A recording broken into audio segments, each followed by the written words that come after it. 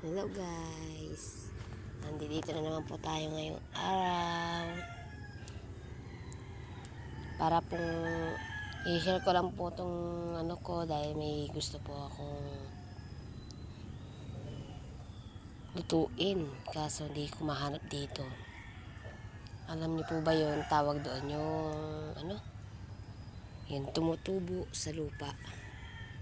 Tumutubo sa lupa guys kapag tag-ulan. Alam niyo po ba yun? Yung tumutubo sa lupa, yung mayroon siyang parang style niya ay payong. Kasi alam ko mayroon na ngayon yan kasi tag-ulan na, may tag-kidlat.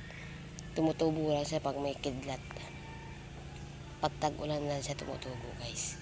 Meron dito guys kaso maliliit pa. Maliliit pa siya. Masarap guys yung igisa. Alam niyo po ba yung kung ano ibig sabihin ko? Ay isa po yung kabote. Kabote po na malalaki. Yung kulay brown ba siya? Brown ba o puti? Parang ganon. Puti siya. Parang nakakamiss guys magluto nun. Kasi dati nagluluto ako nun ng araw. Iginigas ako lang yung sa mantika na may sibuyas, bawang. Nilalagyan ko ng magic sarap. Masarap yung guys. Yung iba naman ginagataan nila yun. Masarap din yung guys ginagataan. Meron dito yun guys. Maliliit pa siya guys. Tapos yung isa pa guys, yung malutong. Yung malutong siya guys pag kinagat mo. Malutong siya, yung parang tenga ng daga. Nakakamiss lang yung guys kainin.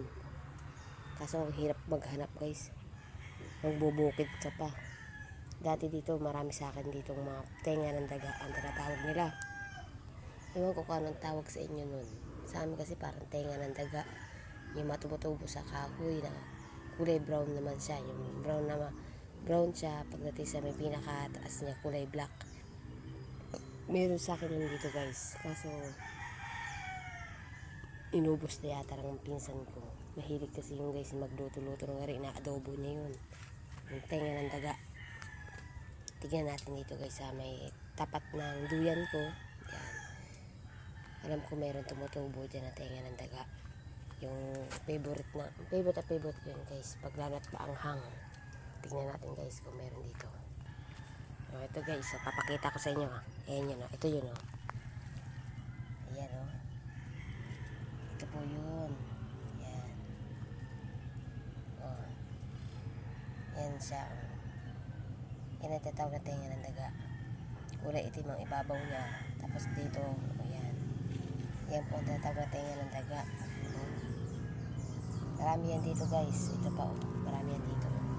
Ayan Ayan. Ayan ang dami Ayan. Kita nyo yan guys, ang dami tenga ng daga yan guys. Ang mahirap lang hanapin guys yung kabote. Magugubat ka pa. Ang dami nito guys. Ayan tumutubo kasi siya sa mga nabubulok na kahoy. Diyan siya tumutubo. Sa mga nabubulok na kahoy. Tumutubo ang mga tenga ng daga ang tinatawag sa amin. Sa inyo, hindi ko alam kung anong tawag sa inyo ito. Marami dito sa amin yan guys. Ito.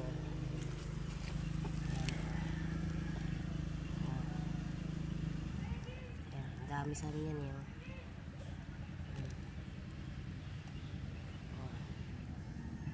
Masarap to guys. Masarap to guys pag inadobo mo to ng maraming sili. Yan. Favorite to ng aming mga lalaki dito. Ayan guys.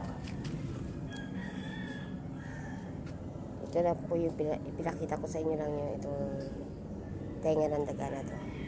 Lilinisin mo lang siya guys. Yung parang kiskisin mo ng kutsilyo yung balat niya. Yan. Para mawala yung dumi niya. Kiskisin mo siya hanggang dito sa may sa pinakailalim niya. Yan. Kiskisin mo siya ng kutsilyo para luminis siya. At saka mo siya ibababad sa tubig. Ibababad mo natin ito sa tubig. Saka natin siya iluluto. Igigisa natin sa mantika na may sibuyas, bawang, luya. Ito po yun. Ito po yung favorite ko talaga to guys.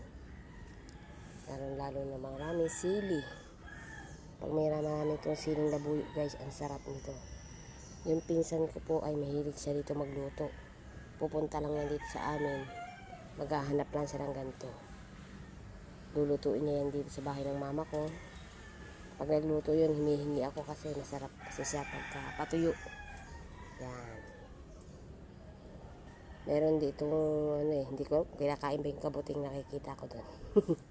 Pakita ko sa inyo kung anong kabuting yung tumutubo doon guys. Subukan natin tignan. Ayan guys, ano kaya yan? Parang hindi naman yata to kinakain guys.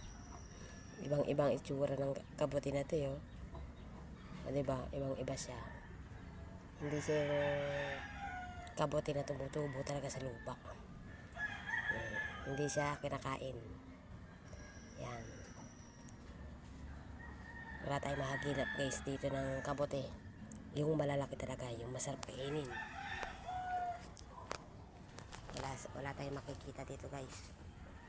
Alam nyo, kasi makikita yun sa may gubat. Sa gubat lang yung nakikita guys. Kaya dito sa paligid natin, ang makikita lang natin talaga ay tenga ng daga. Tenga ng daga lang meron dito guys sa akin. Yan guys, isinare ko lang itong video ko. Thank you very much po. And God bless po. Shout out po pala sa lahat. Shout out po sa mga sumusubaybay po sa vlog ko. Thank you very much po. At nanonood po sa vlog ko. Thank you very much po. And God bless.